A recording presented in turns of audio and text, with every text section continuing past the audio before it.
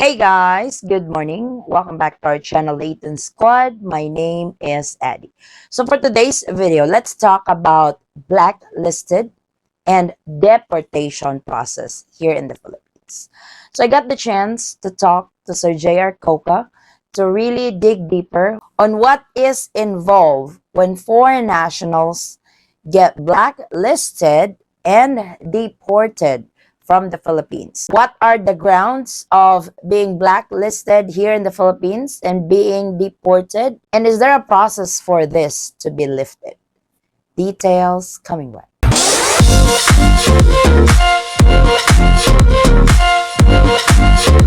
So welcome back again, Sir JR Coca of JRC Visa Consultancy and Immigration Services. On today's topic, this is actually asked from me several times. The topic is being blacklisted in the Philippines. What are the grounds to be blacklisted in the Philippines? And can this be lifted if you are blacklisted? So here's Sir JR to talk about the grounds of being blacklisted in the Philippines and what's the process for this to be lifted. Hi, Adi. How are you? Thank you for having me again in your channel. Yeah, this is one of the sensitive issues that has been dealt with our foreign friends, especially when they are here. So, one of the grounds for blacklisting, to name a few, if you have overstayed in the country, that's a violation of the immigration rules in the Philippines. If you have committed a crime in the Philippines and you have a court case here in the Philippines, those are grounds, basic grounds of your blacklisting. So once you will be blacklisted, you will be subject for deportation. It will merit the final order. Then that will be the time that you will be arrested and put into the immigration jail while waiting for your deportation order. So what's the process? If someone complained to you in the Bureau of Immigration, any valid complaint, like for example, you have been unruly and you have been rude for no valid reason, that particular person can file directly to the immigration office of you being an undesirable alien. Now, if that merits a record in the Bureau of Immigration, what will the Bureau of Immigration do is for them to validate that complaint. Now, before you will be blacklisted, there will be a process. It is right now very important for us to understand because probably if I am the foreigner in this country, I would say, hey, there's no due process of law. However, the immigration office is following a due process of law. Like number one, once there will be a complaint, they will be sending you a letter. Like that letter is what we call deportation charge. So it's not outright like if somebody complains, you're in No. trouble. Now, so they will be having a deportation charge. Now, how important is your declared address, especially if you're a tourist or whatever visas that you have, permanent residency, because that address is now the reference point of the Bureau of Immigration sending you the deportation charge for you to answer within the next 15 days upon receipt. So if you transfer from one address to another, then that particular chance of yours to be heard by the Bureau of Immigration might be invalidated, and then they will actually proceed with the SDO, or what we call the summary deportation order.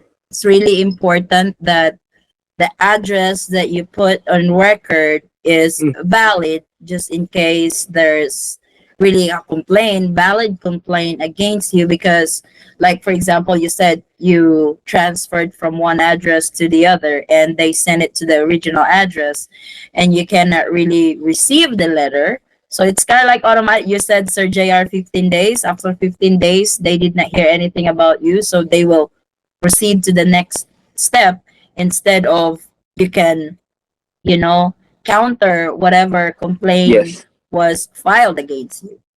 correct. And they will be like putting you a reference, what's the grounds for the deportation charge, and then that will be the time that you will be giving your counter affidavit for that, for you to be heard on the Bureau of Immigration, and then they will have that one evaluated. What if you have not received that? So that is the problem right now. So on that aspect, the Bureau of Immigration is still doing their part to be on the side of being fair. So it is not just like outright doing that.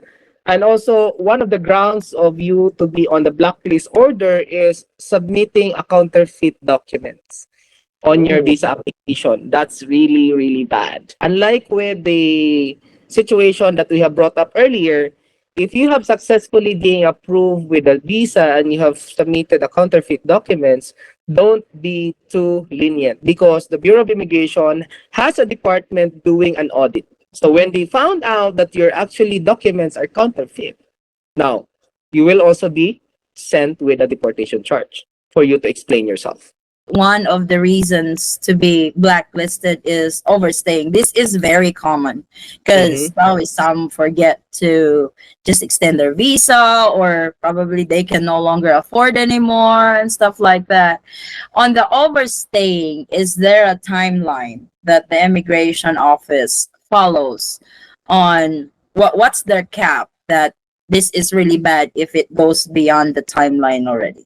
There's actually a time frame wherein the Bureau of Immigration puts some consideration on it. Like, for example, if your overstay is only a month or days, not more than 6 months, they will actually impose penalty on that. You just need to update it, and then once it's updated, you're good to go. However, you might have an immigration record already. Now, if you're overstayed for whatever reason is that it's more than 6 months, but within the maximum 36 months, then you will be required to file a motion for reconsideration.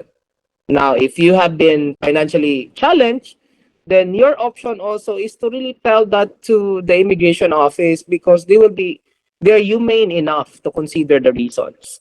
There are two valid reasons that they're actually being so considerate with. If you have family ties with a Filipino spouse, and if you have medical condition. If you don't have that two, probably your motion for reconsideration might be shaky enough and you might be ordered to leave the country.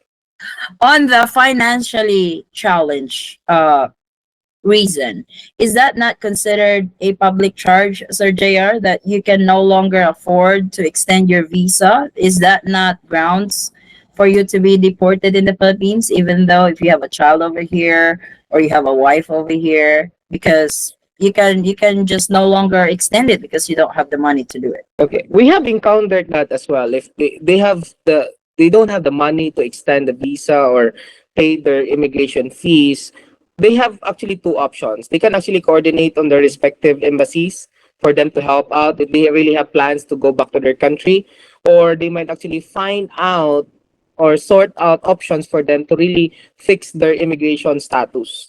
Because right now, if they have actually a filial relationship with a Filipino spouse or Filipino child, then the Bureau of Immigration will see that this is a valid grounds for them to really stay in the country. However, the next question is their financial capability to have their obligation in the immigration side.